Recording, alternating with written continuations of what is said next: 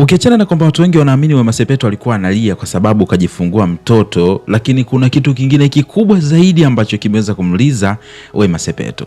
Ulishawahi kumwomba Mwenyezi Mungu akufanyie kitu fulani hivi alafu yeye akafanya extra miles, yani akafanya mbali zaidi ya vile ambavyo ulikuwa umewaza? Yani unakuta ulikuwa umeomba Mwenyezi Mungu, Bwana nijalie kupata kitu fulani, alafu na yeye akakupa ziada ya kila ambacho wewe ulikuwa unatamani uweze kukipata, lakini ukaona hata nikipata hiki kidogo basi kinatosha kwa sababu kitakuwa kimenistiri kwa kiasi kikubwa sana. Sasa hiki ndicho ambacho kimeweza kumkuta Wema Sepetu. Unajua ni nini? Tuanze tu moja kwa moja mwanzo mpaka mwisho hii video ukapata kuona kila ambacho Wema Sepetu ameweza kukipata, na ndicho ambacho kimemfanya Wema Sepetu akalia zaidi na zaidi baada ya kuweza kujifungua mtoto na kushangaa kuona kwamba Mwenyezi Mungu ametenda hata vile ambavyo yeye alishakuwa amejikatia tamaa, ukiachana tu na kujifungua mtoto. Mimi naitwa Gabby Official, naomba nikukumbushe, tumia sekunde moja tu bonyeza neno subscribe hapo chini ya hii video kwa sababu kuna mengi zaidi ambayo mimi nitakuwa nakusogezea hapa. Baada ya hapo like video, kisha kwenye sehemu ya comment utakuja kuniachia maoni yako kuhusiana na hiki ambacho mimi naenda kushare nawe hapa kuhusiana na Wema Sepetu. Lakini hakikisha tu umesubscribe kwa sababu story nyingi sana kuhusiana na Wema Sepetu nitakuwa nakusogezea hapa na nitakuwa najitahidi kukusanyia matukio karibu kabisa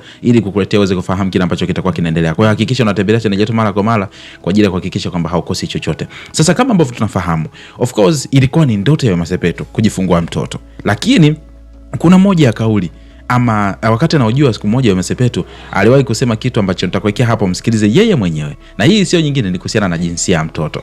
Alishawahi kusema, akasema natamani sana lakini kuna wakati nakata tamaa, baadaye narudi nikiamini kwamba pengine ipo siku moja itawezekana nipate mtoto wa jinsia hii, lakini kashindikana. Hebu msikilize Wema Sepetu hapa akizungumza kuhusiana na kila alichokuwa natamani kuhusiana na mtoto ambaye atakuja kumpata, alafu narejea hapa kwa ajili yako. Tamani mtoto wa kiume.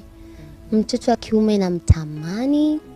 Sema hapa katikati ni kama vile nimefika point, nime give up. Kuna muda nilikuwa nina moyo and then nikaja nika give up, kapata moyo tena.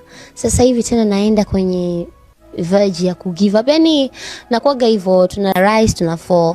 Hakuna kitu ambacho kinauma kama kukaa sehemu na watu wote wanaongelea watoto afu huna mtoto.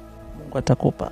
Nime experience hiyo kitu just using tulivyoenda kwenye, yani I will tell you this, kuna kitu kiko kimenikaa hapa and yo imagine Wema Sepetu licha kwamba alikuwa amemwomba Mwenyezi Mungu at least apate mtoto, lakini alikuwa anatamani sana mtoto wake wa kwanza aweze kuja kuwa wa kiume. So this time around kila ambacho Wema Sepetu alikuwa amemwachia tu Mwenyezi Mungu kwamba no way out, Mwenyezi Mungu kama ukitaka tenda, lakini hata ukinipa mtoto tu haijalishi jinsi gani mimi nitampokea, lakini alikuwa anataka sana mtoto wa kiume. And finally Mungu ameamua kujibu completely, yani amejibu kabisa vyote kwa ujumla. Amemjibu mtoto alafu akamjibu na mtoto wa kiume. Sasa hivi Wema Sepetu amempata. So huyu mtoto bila shaka watu wengi wanataka kufahamu ataitwa nani, jina lake. Mimi niko hapa kwa ajili ya kukusogezea updates, nitakuletea hapa na utaweza kufahamu yote. Kwa hiyo muhimu zaidi hakikisha tu umesubscribe hapa kwa ajili ya kupata updates, lakini pia like video, kisha share video hizo kufikia watu wako, marafiki zako nao pia wapate kufahamu kuhusiana na hiki ambacho mimi nimeamua kukusanua hapa. Naitwa Gabby Official na hii ni Bongo Vibe. Mpaka wakati mwingine, bye bye.